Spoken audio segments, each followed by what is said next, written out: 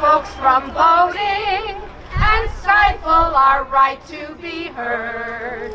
They're trying to rig our elections, but the people will have the last word. Look, if I had to listen to it, so do you.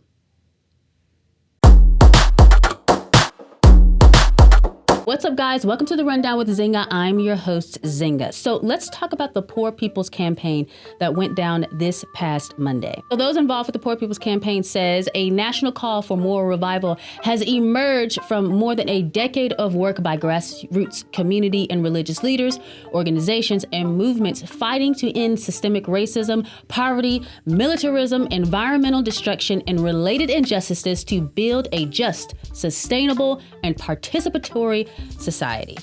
Led by Reverend William J. Barber, it seems that a bunch of poor people, well, excluding William J. Barber, whose net worth is $2 million and who certainly ain't skipping any meals, got together to complain. I've been to several political rallies, and this is by far the saddest one I've ever witnessed. And I don't mean sad in the sense that it wasn't well organized or that no one showed up. I mean literally sad, like emotionally. I was there for about 2 hours and I got depressed. So the rally started with a piece from the Raging Grannies. You witnessed that monstrosity at the beginning. And a couple of songs from a band that was actually pretty good. The band was the peak of the event though, and it went straight down directly to hell after that. The Poor People's Campaign is literally a rally of victims. It's just a hodgepodge of stuff to fight for. So the way the event was structured was that several people were chosen to join Bishop Barber on the stage to tell their story, most of which were sad. Then he'd come behind them with a speech and wrap up the event with a bunch of out-of-context Bible scriptures and an advertisement for his protest on June 18th in D.C. One speaker started a union at a local Starbucks in Raleigh because Starbucks employees want more money because living in Raleigh is expensive. Another lady was in prison for a felony and had a hard time making ends meet once she got out. Even though she's doing much better now, she's still upset that America kept her down. And I'm sure America forced her to commit that felony too.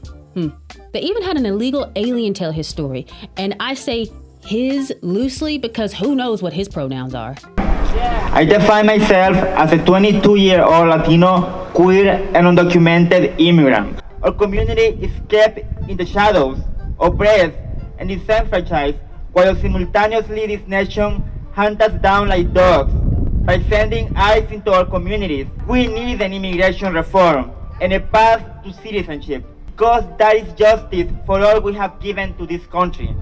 I felt uncomfortable that he felt comfortable telling everyone that he's here illegally. But whatever, he's oppressed, so shut up. So I think at the beginning, before the personal stories were told, a minister exposed the real heart behind rallies of this nature. And together, under the leadership of Bishop Barber and Reverend Theo Harris and others, we must bring about a third reconstruction to realize the nation we have yet to be. And Bishop Barber reiterated this when he said this. I said a few years ago, when I was standing before some 60 million people, that America needed a defibrillator, and we needed to shock the heart of America. We don't need to shock the heart. We need a heart transplant. So the reason why we are talking about the Poor People's Campaign is because they are the fighting arm of the Democrat Party. They're like the pawns in chess.